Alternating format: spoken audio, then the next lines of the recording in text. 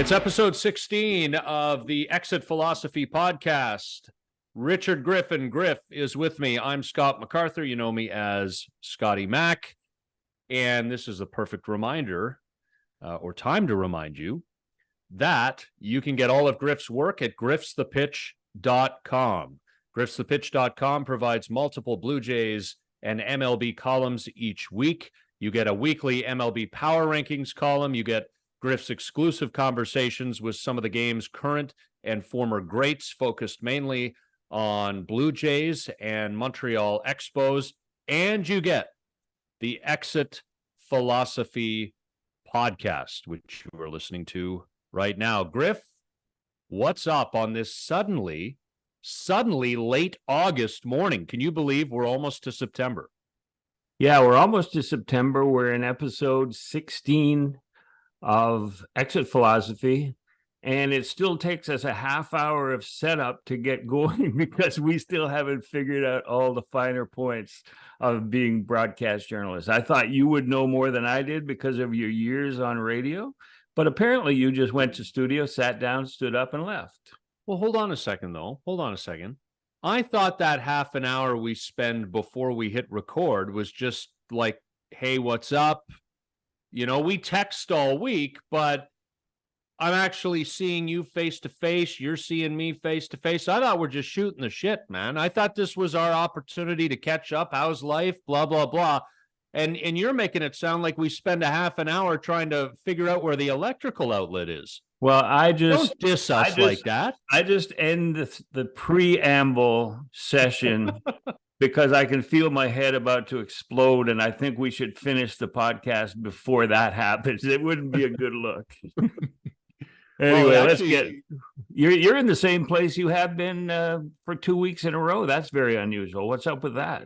Yeah, but I mean, it might drive some YouTube numbers to have your head actually explode. I mean, people would tune in for the visual of that. Yeah, this is my second consecutive week with this background. If you're watching at youtube.com/exit philosophy, I'm still in Brookside, Nova Scotia, which is south of Halifax near Prospect Bay on the way to Peggy's Cove.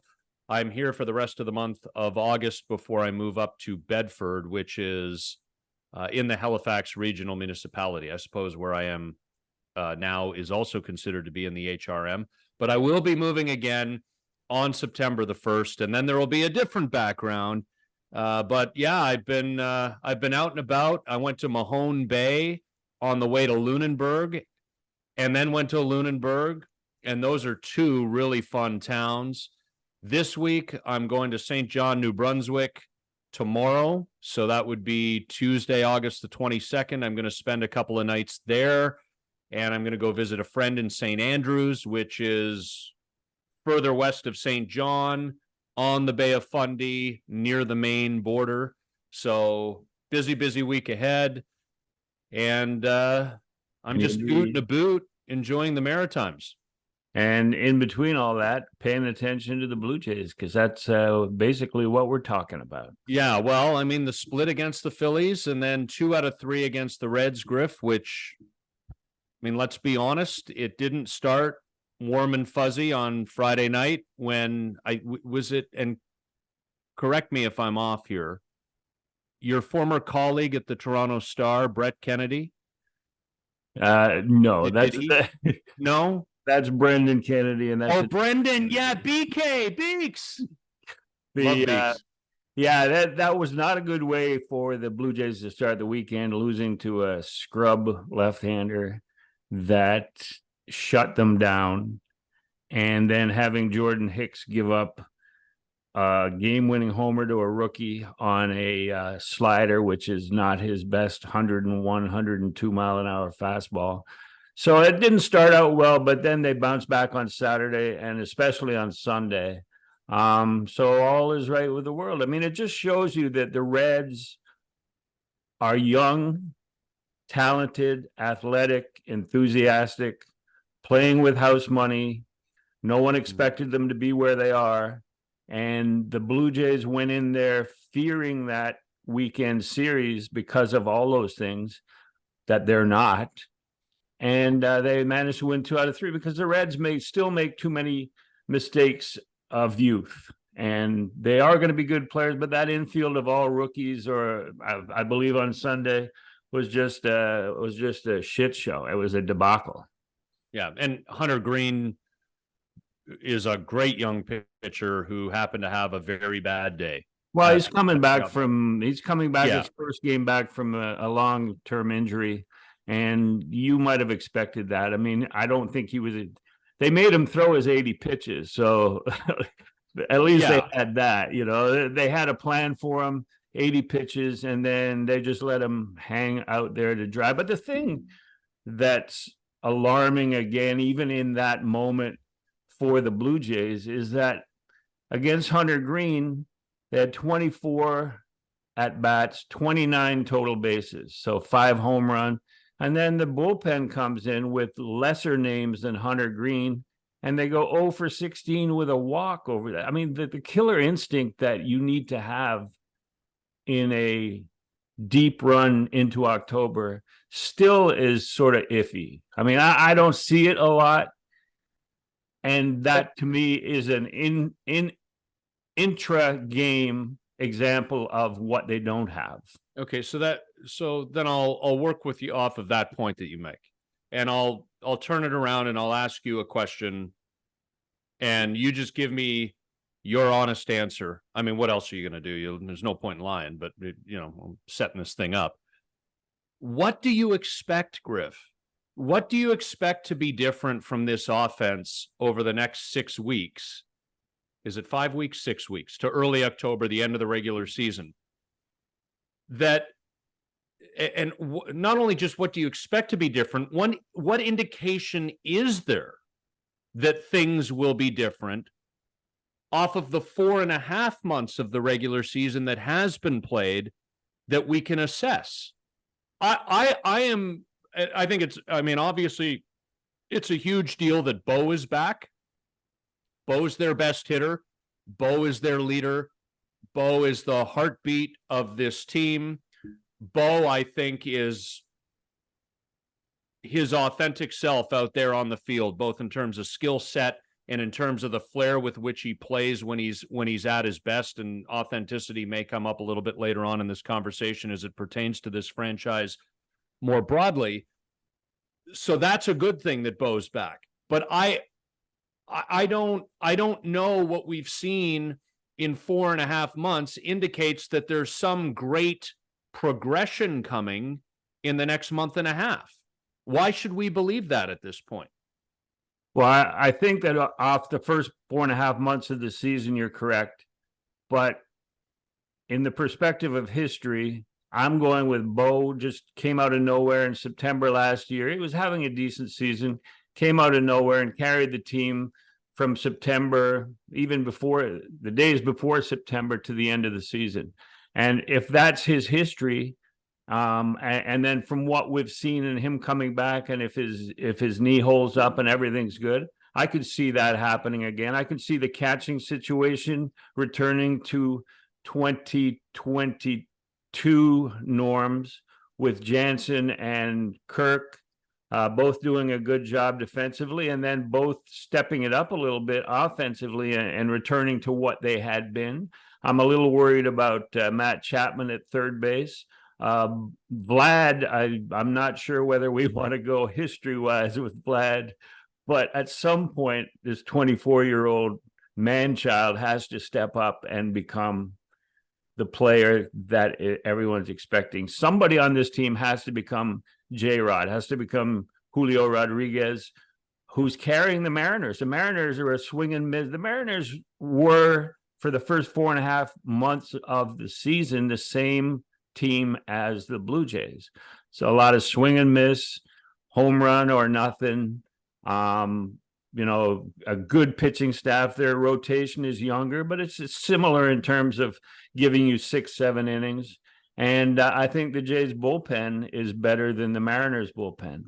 So basically, my feeling is that if Springer is consistent instead of going 0 for 35 and maybe something a little better than that, and with the catching and with Bo back and hopefully for the Blue Jays stepping it up to what he did last year, which is not, so you're saying the first 4.5 months don't show anything. I say history is more encouraging. Yeah, I'm just thinking of, Springer missing the first couple games of the series, which gave him a bit of a breather because they had the Thursday off day. He came back yesterday, hit a home run, and now they've got the off day today as we sit here on Monday morning, August the 21st, and they head into Baltimore. Springer with a bit of an ankle problem, Griff. I think we're at a point here now with George Springer where there's just going to be some nagging stuff always going on with him, because that's been his history as a Blue Jay, and it continues now. And even watching some of his at bats on the last homestand, I'm just observing. Sometimes it just looks like it hurts. Yeah, he'll corkscrew himself. He'll take a hard cut at a fastball or whatever, and he's down on one knee after the swing, and he's a little slow to get up. It doesn't mean he's coming out of the game or that he's injured. It's just everything kind of looks like it hurts right now. And we've seen enough of that over the course of his Blue Jays career. I mean, he's been hurt every year. So you recognize the signs of his hurtdom, and we're seeing it. But he wants to go out there every day, which is a good sign for the dugout, for him being in the dugout, is he wants to play. I think if they didn't have the 2 off days, he may have played one of those games because it wasn't going to get any better, but they took advantage. So I don't think he was hurt to the point of not being able to play. But the fact that they when they need a spot in the outfield, when Kiermaier rests and they move Varsho to center, Merrifield can go to left. And if Springer is sitting, then Cavan goes to right. And Cavan has been performing at a much higher level. So as long as Springer can get out there, and then they moved him from the leadoff spot, which I think is an important move, because if you're not going to be out there every day, then you can't be considered as the team's leadoff guy. And they moved him back in the lineup 4, 5, 6, somewhere in there. I think that's better for him. And I'm not that concerned about him not playing every day. The one thing, and you began to touch on it, that we're hopeful for the Blue Jays' sake for the final 6 weeks of the regular season, is that the pitching staff continues to experience good health. The reinforcements have returned or are very close to joining the team. You've got a 5-man rotation right now that you can feel, I think, very good about. Hyunjin Ryu, in my view, if you're looking for Ryu to throw the ball 96 miles an hour, then you haven't been paying attention to Ryu's career. But he has gone out there, and even if it hasn't been pretty in moments, he's gotten the job done. That's what counts. There are questions around Alek Manoah and where exactly he is right now, and where he is, I mean, physically. Like, he has not, as we sit here right now, reported to his AAA assignment in Buffalo. And then in the bullpen, Trevor Richards is back. Chad Green is back from the weird concussion situation that cost him a handful of days in Buffalo, and he's going to be with the team, Griff. I mean, as it goes health-wise on the pitching staff, you pretty much have what you have, and it's all hands on deck for the stretch drive. Yeah, I mean, I think if we learn from history, and not the 4.5-month history of the first part of the 2023 season, but if we learn from history, what you were saying about the starting rotation is the reason that these 5 guys were signed, not necessarily Ryu, because as you point out, he's coming back from Tommy John surgery, but the other 4 pitchers are disgustingly healthy over their careers. I mean, Jose Barrios has never missed a start in over 7 major league seasons. Those other guys have had issues, but they're in the past, and no current elbow or shoulder issues, knock on wood, for the Blue Jays.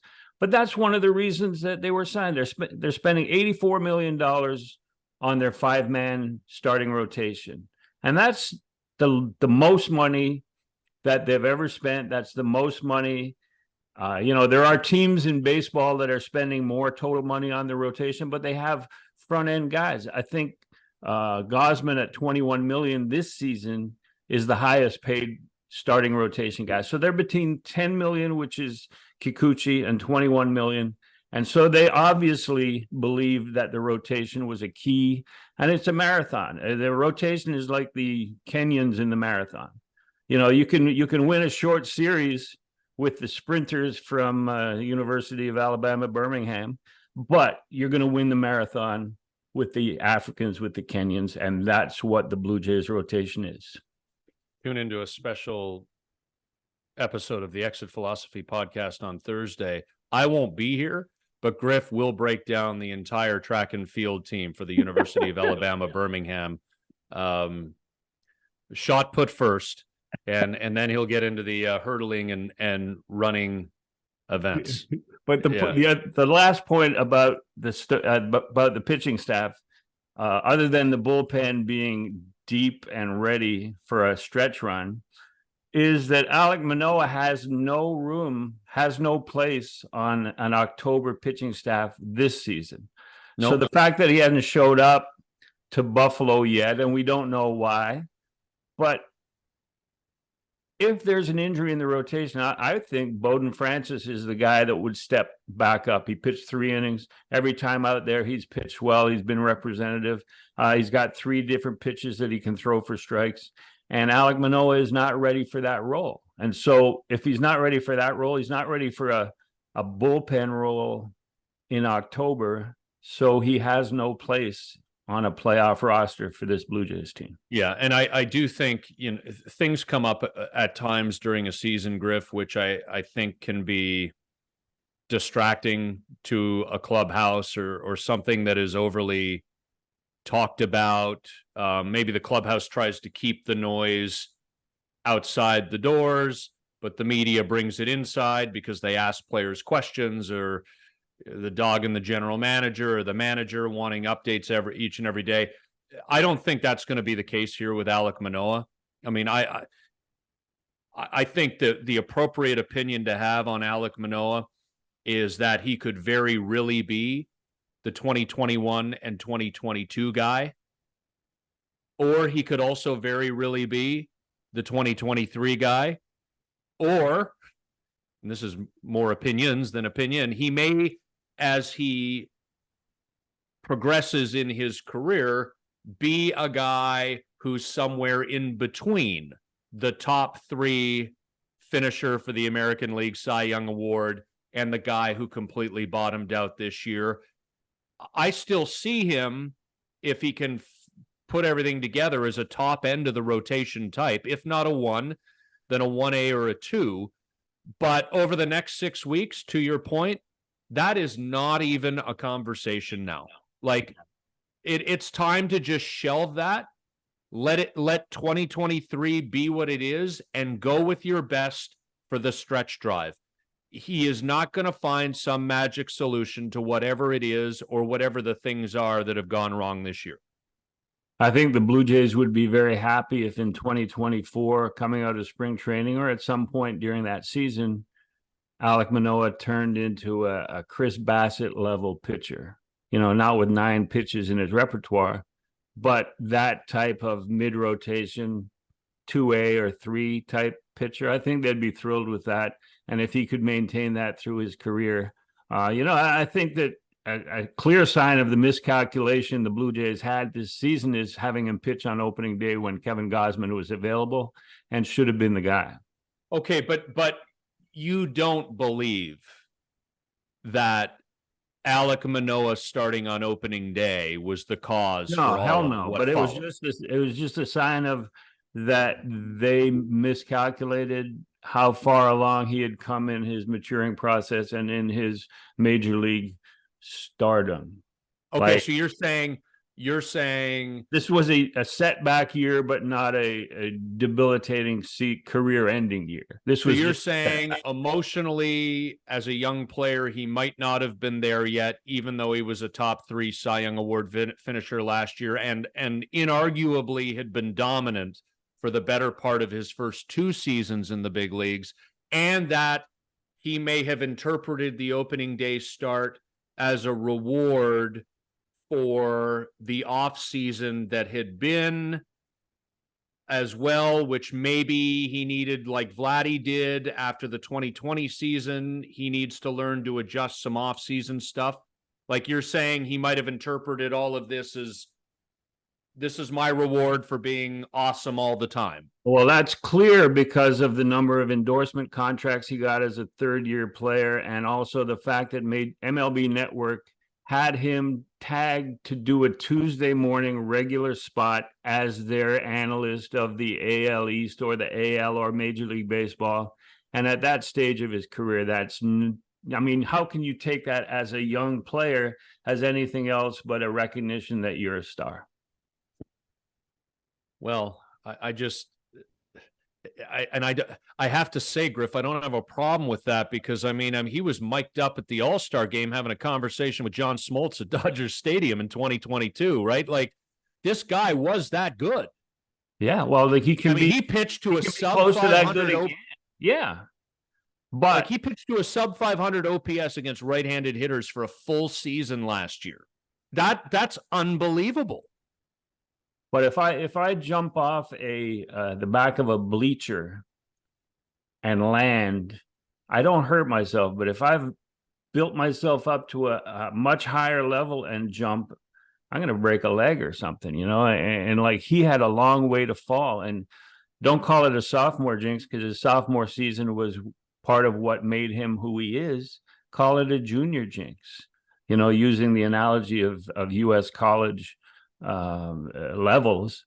But yeah, no, I have the greatest faith in Alek Manoah because he cut a swath through the minor leagues, through University of West Virginia when he figured it out, through the Cape Cod League when he started to figure himself out, and through 2 seasons of Major League Baseball against the same hitters he was facing this year. So you know, in terms of pitching being 80% mental, I think he just needs to get back to where he was, maybe as a rookie, maybe as a guy trying to make the team in the spring of 2021, and he'll be fine. I think his career will be fine, but it's not going to be fine soon enough to help if they're going to make a run through October in 2023. Yeah, to your, you know, talking about that rotation and just the approach, spending all the money, bringing in veteran guys who have really good non-injury histories. It is reminiscent. You'll laugh, Griff, because you know I like to sneak one of these in each episode. But the 2016 Chicago Cubs won a World Series. Yeah, there we go. If you're watching on youtube.com/exit philosophy, you saw it. If you're listening on Apple, Spotify, iHeartRadio, or wherever you get your podcasts, I not only got an eye roll, I got a lean back, a look to the sky, and an eye roll. But you know what they did, right? John Lester, John Lackey, Kyle Hendricks was a trade acquisition. Well, he was still in the minor leagues, so you could argue that some development happened with the Cubs. But that Chicago Cubs starting rotation was built around guys who were brought in from elsewhere and had a good history of staying healthy.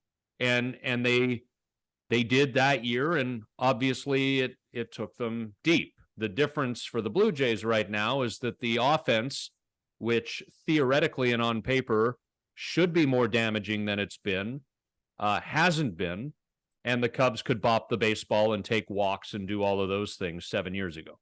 Which brings us, I mean, what you're talking about brings me to the current AL East. And do the Orioles have that assortment of pitchers that you described with the Cubs in 2016, or even the Blue Jays in 2023? Do they have that? The Orioles do not have that. The Orioles have a bunch of guys reaching their innings limits.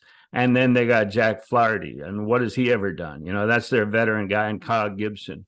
The Rays, when they lose McClanahan and when some of their young guys haven't developed to the point that they thought they would, and they've got like 10 pitchers on the IL right now. There's a problem there. And you know, their offense, which nobody believed before the season would be their strength, has been carrying them. But how late into October can that work for them? And therefore, I'm saying that the Blue Jays rotation, to me, makes them a favorite among those three teams to go the deepest into October of anyone in the AL East. It's probably a long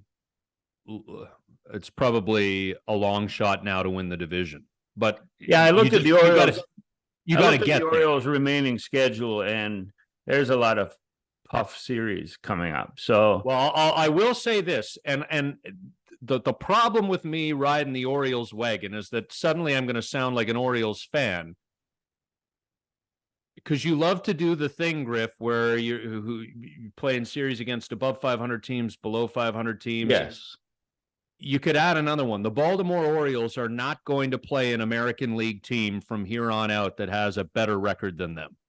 So the Orioles are playing teams with lesser records than them from here on out, unless they still have the Dodgers on the schedule or something, and Dodgers are red hot again. But yeah, but I'm just throwing a little curveball into that whole equation for you. That's a brilliant analysis for minute 12 of Exit Philosophy. Oh, we're episode 16. We're in the minute like 28. Really? 29. Wow. We've been ramping. Yeah, we've been going. So, and we're not, again, because it's still very early on, there's an investigation, but some of the stuff leaking out about Wander Franco, it's almost like Franco has Trevor Bauered himself into a one-way ticket to Roberto Osuna land. And based on what's out there, it would be surprising to me if Franco is back with the Rays this season. We're not going to speculate further, but you can go Google it. It's out there. Read it for yourself. Draw your own conclusions. But how much water, generally speaking, Griff, can this Rays team take onto its ship when you consider the Franco situation, when you consider that McClanahan is down, Rasmussen, et cetera, et cetera, et cetera? You know Kevin Cash. You covered Kevin Cash when he was a Blue Jay, when you were a columnist for the Toronto Star. I mean, this guy's considered one of the good young managers in the sport. The Rays have always been well run in that dugout, at least since they dropped the devil from their nickname.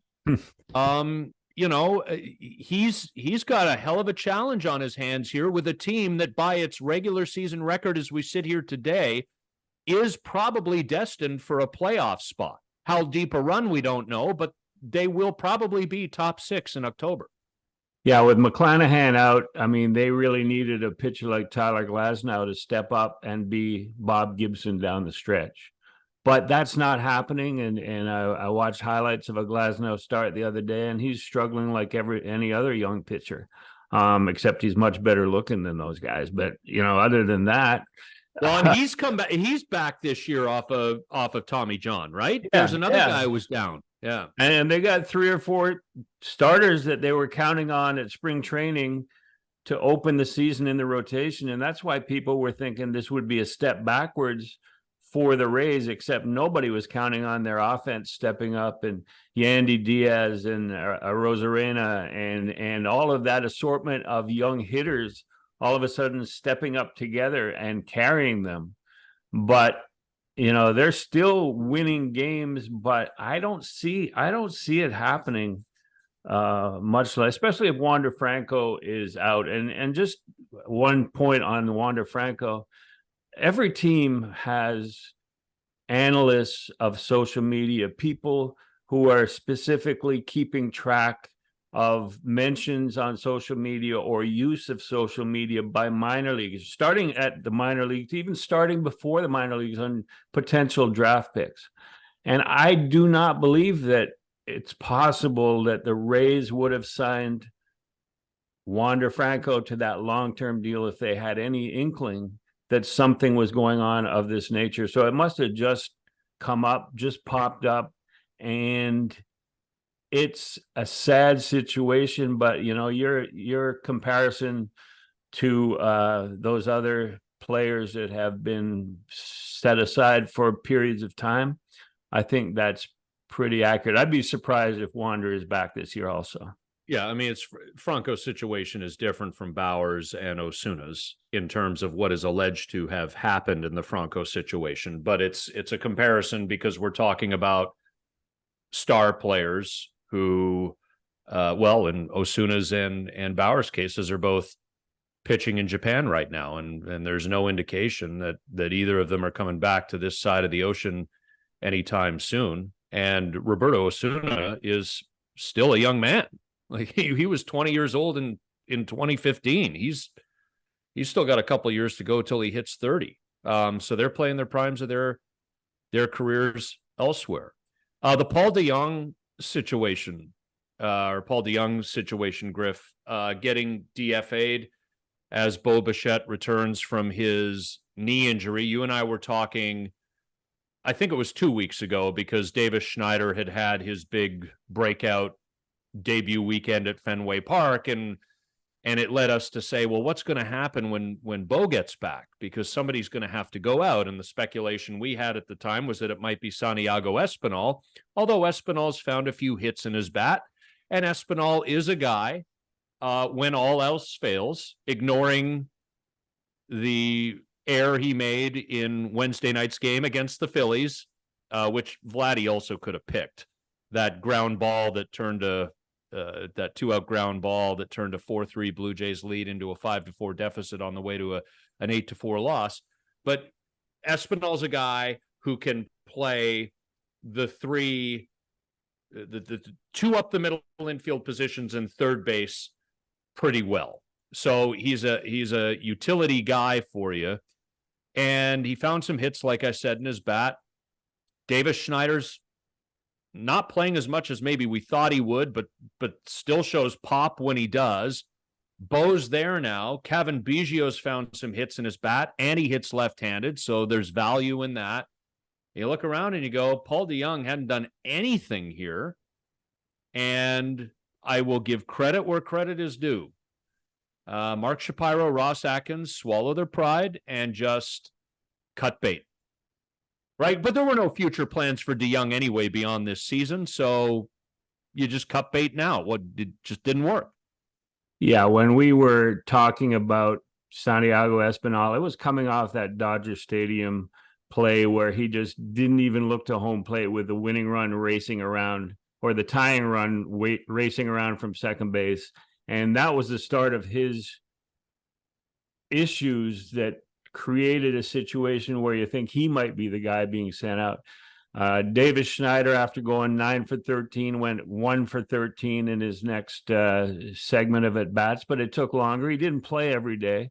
So the feeling there was that it would probably be Davis Schneider that would be sent out when Bo came back, because he needed more playing time. But the fact that Davis Schneider stayed and is not going to be playing every day sort of indicates what the organization feels his future is going to be, that his future is going to be as a bench player who comes off the bench twice a week and plays a game. And so that he doesn't need that consistent playing time. He can be useful here because he's certainly a better hitter than Paul DeJong at this point, and he can play the outfield. He can play a little left field.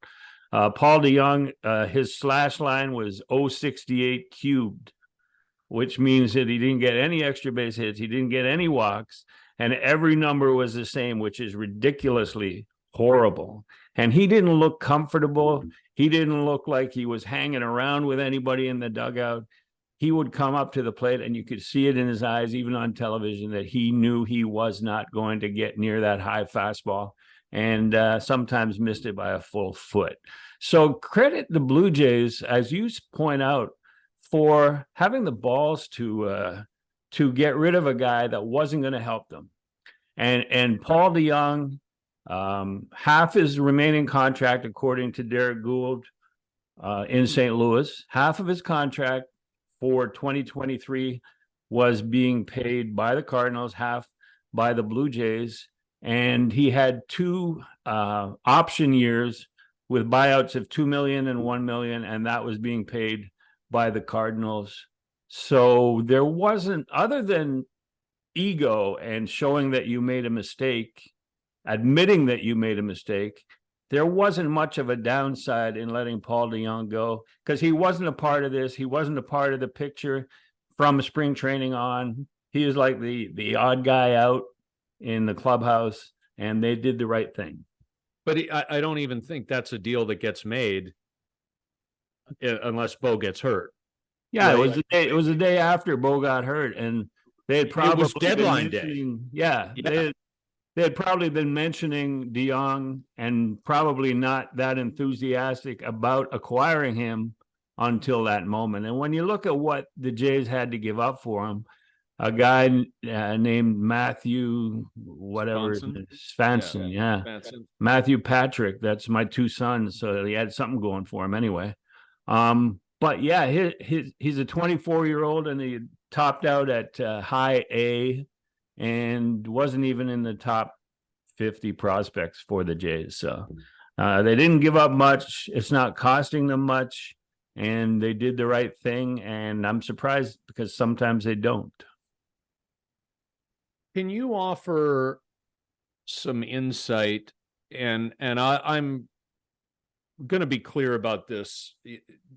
This is not to the Anthony Bass level of keeping me up at night, but I do think it's important that we talk about this. Dave Hudgens, who is the hitting strategist for the Toronto Blue Jays and was Charlie Montoyo's first bench coach, and I believe is on his third title.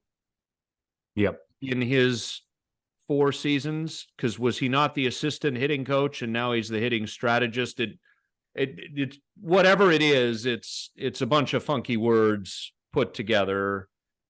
He tweeted at a journalist who had written an article about the Senate Majority Leader in the United States, Democrat from New York, Chuck Schumer. And he tweeted something in response to the headline of the linked article, which said, and I think I'm hitting the nail on the head here, but it's paraphrased if I'm missing a word or two. What the hell do you know what Americans care about, you worthless hack? Now, I'm not going to get into a right-wing, left-wing, modern-day right-wing movement conversation here. My concern was more about the timing of the tweet, Griff, which was 4 minutes before the first pitch of Friday night's game in Cincinnati. And I thought to myself, and it didn't help optically that the Jays then went out and had 5 scoreless. Well, they got shut out for the game, but the first 5 innings were scoreless against a guy named Brett Kennedy, who was pitching in Indie League baseball 2.5 months ago. So optically it was bad. But I thought to myself, where's your head at when you are a uniformed coach of a Major League Baseball team and you are angry tweeting about politics less than 5 minutes before a game begins? On what planet, regardless of how you feel about your country, the state of your country's politics, whatever side you're on, where is the insight and emotional intelligence to say to the self, I got a baseball game I'm involved in here in literal seconds. This isn't the time to be bitching about American politics on social media. Yeah, is there any self-awareness there? It's a bad decision and a bad look for Hudgens, but I mean, I'm just thinking when we discussed this situation, I was thinking of what is Dave Hudgens doing 4 minutes before a game starts? And the answer is that at home and on the road, as in his position, according to his title, he's in the batting cage, waiting for customers, waiting for clients, waiting for players who want some last minute swings. And a lot of times that doesn't happen. So he goes from there to the dugout and the game starts. So, we all looking at our phone if nothing's going on. And I'm sure that's what happened, but it's a definite bad look. And just talking about Charlie Montoyo and Dave Hudgens being his bench coach. Charlie Montoyo's politics were like a lot of Latino players, a lot of Latinos in America he's living in the Tucson area. And I know just from being in his office all the time what his politics were. And it's difficult to see him and Dave Hudgens being best of friends. Let's just put it that way. And then it turned out that way, that Hudgens was sort of shuffled aside and put more into a hitting area. But his current job is exactly that. He goes to the batting cage hours before the game, waits for players to come through. He talks to them about what they're doing. And so 4 minutes before the game is probably his biggest down period, but there's no good reason for him to be getting into politics and sending out inflammatory tweets 4 minutes before a game. It's definitely a bad look for inside the clubhouse, inside the organization, and for the fans to see that. Obviously, from your reaction, definitely. Well, I just I tweeted my view on it, which is, look, I saw that. I'm not getting into left, right. Everybody knows what I think. Donald Trump is a national security threat. Donald Trump is compromised. Donald Trump is a wannabe fascist who, if enabled, could actually become an actual fascist. That's where I stand. I believe I'm right. I'll leave it at that. But I don't even care about the content of the tweet. I care about the timing of the content of the tweet, as I said. And I also wonder about the culture where this stuff just kind of happens. And okay, here's what I think needs to happen, Griff, in an era where, look, data and all of this has really become an important component, and you need more bodies and additional personnel to break down data, to translate data, to explain data, and da-da-da-da-da. What do some of these coaches do? And you helped inform me on Dave Hudgens' job.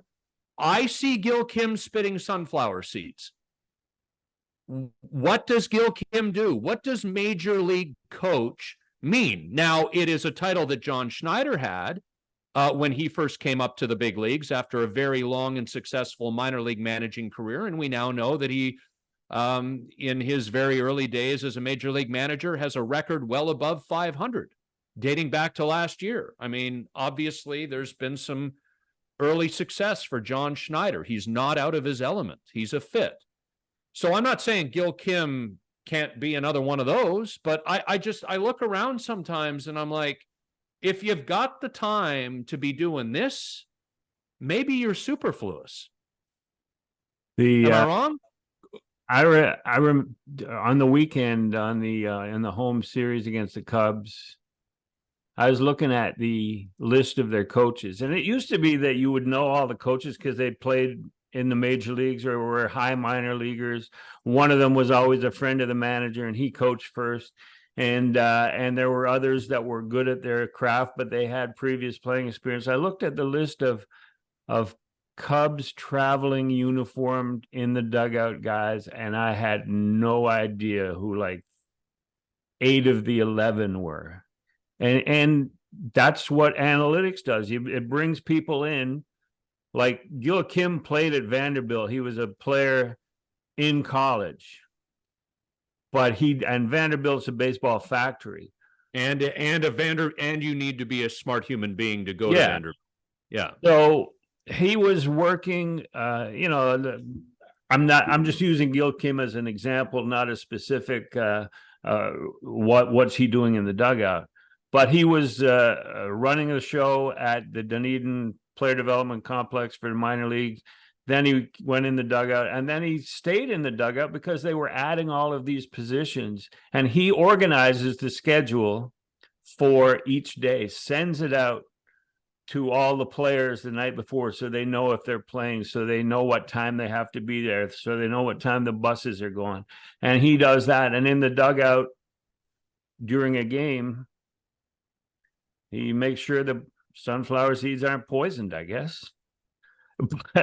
But honestly, every team has that. I mean, I've gone on rants about the training staffs and the number of strength and conditioning guys, and how back in the day when there was only one trainer or maximum two trainers, and they weren't as specifically trained as 6 or 7 or 8 of these guys now traveling with the team, 2 trainers, and nobody went on the IL or the DL at the time. And now, like, honestly, it's just over the top in turn. And I know there's bigger contracts and you're protecting your investment. And if you've signed a guy for 6 or 7 years and he's hurt in year 1, you want to make sure that it doesn't create anything long-term. So you put him on the 15-day IL if he's a pitcher, and God bless you. But, well, and back in that time too, Griff, that you're talking about, half the stadiums, if not more, had that brutal green carpet layered on top of cement.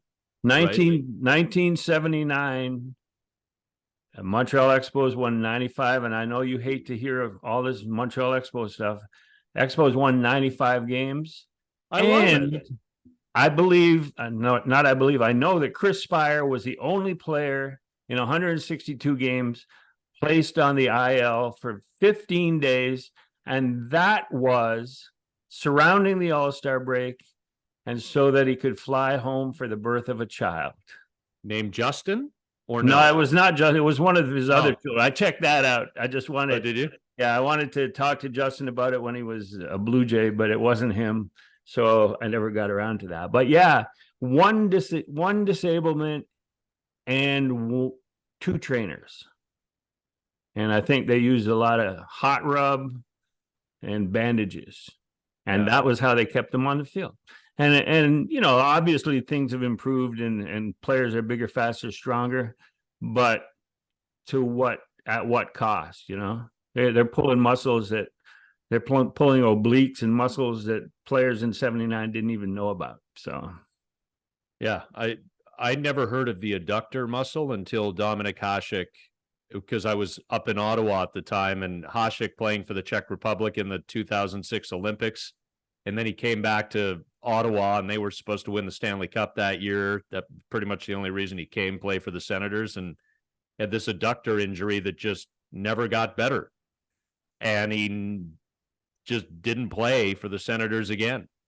And it became a saying up in Ottawa, because in the playoffs, they'd be like, Dominic, you practice today? You think you might get into the game? Maybe Friday. I might come back Friday.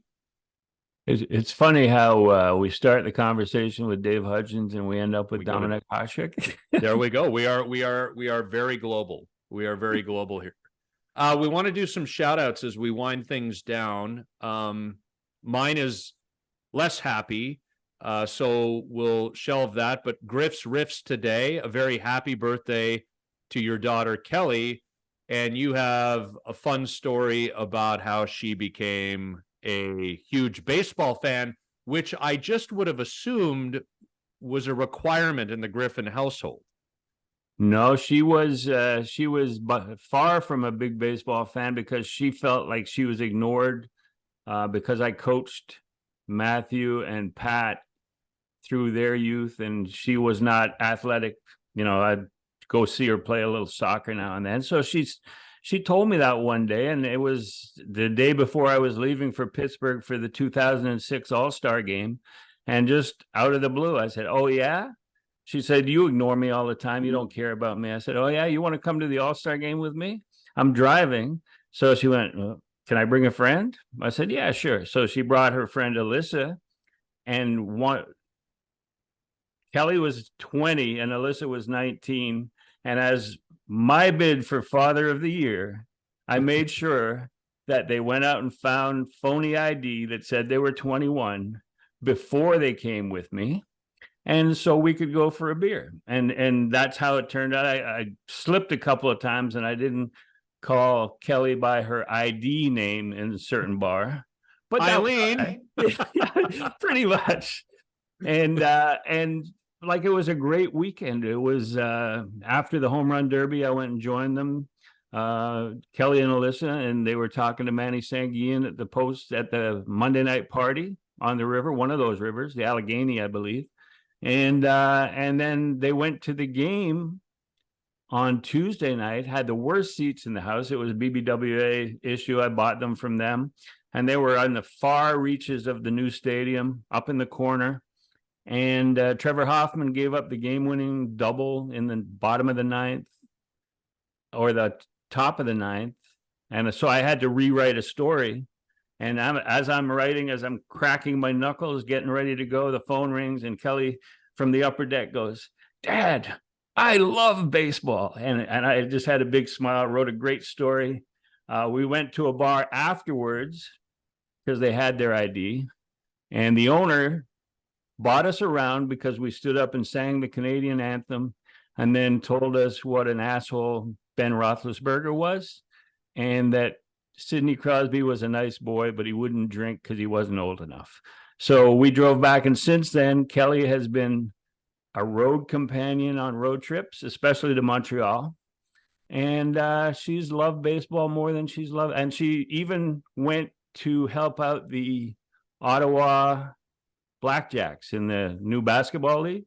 She's their PR person, and I'm her senior advisor in that regard. So happy birthday, Kelly. Hope you have a great day. Happy birthday, Kelly, and thank you for all your support. She always sends us notes, That's right, and awesome stuff. She's the biggest fan of the show, so have an awesome birthday. And that's a great story too. That Kelly could get in with a phony ID, but I'm figuring Sidney Crosby, who was famous in that city by that point. No. My name is Bing Crosby.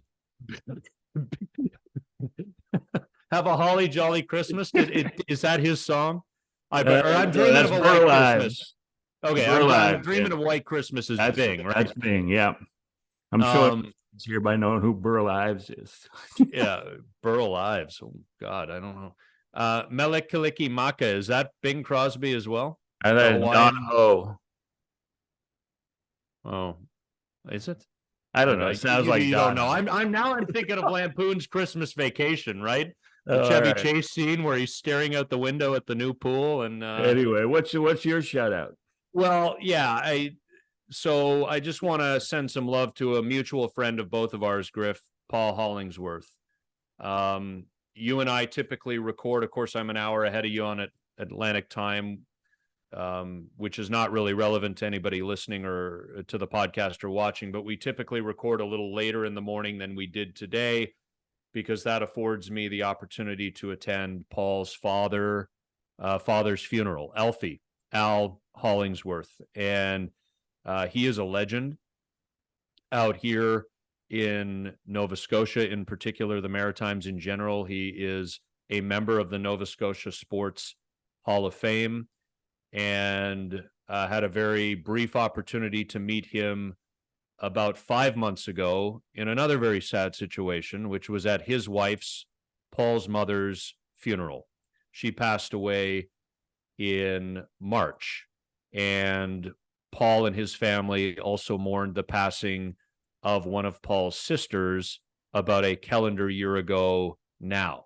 So it's been a heck of a year for the Hollingsworth family. If you are a viewer, a watcher of TSN, you would know Paul's face. He still does some anchoring of weekend sports centers every now and then, flies into Toronto to do that. He has been a big part with Steve Phillips of some of the network TSN's major baseball coverage, be it All-Star games or World Series in years past. You know who Paul Hollingsworth is. Good guy, been a wonderful friend to me. I know to you as well.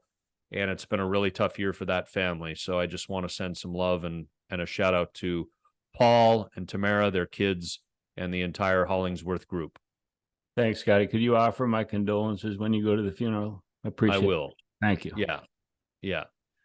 And with that, Blue Jays have an off day, Griff. So we'll leave it there. This is the third off day in 8 days. So this has been after a slog. Yeah, it allows them to go back to a 5-man rotation and still give them their 5 days rest, but that's going to end pretty soon. So, but it's great that they've had those off days after 17 straight, but they need to take advantage and start putting it together starting in Baltimore. Yeah, there are periods of time over a major league season when the schedule is an absolute slog. You play 17 straight. You can't play more than 20 straight. That's the MLB-PA negotiated arrangement, but that is a slog. And then there are weeks where you get a handful of off days like the Jays have now. Each team gets them, and you can readjust and get some rest. So it's off to Baltimore before returning home for the Blue Jays. And this time next week, Griff, we'll be talking, and we will see where the Blue Jays are in the American League East standings vis-a-vis the Baltimore Orioles. We'll see how the bullpen does on fumes in Baltimore, because I use that every week, that they'll be on fumes in September. It's only late August, but they are being ridden like rented mules. So we'll see how that works out for those. And the O's have been out west, so there's travel back to the East Coast for them, blah, blah, blah.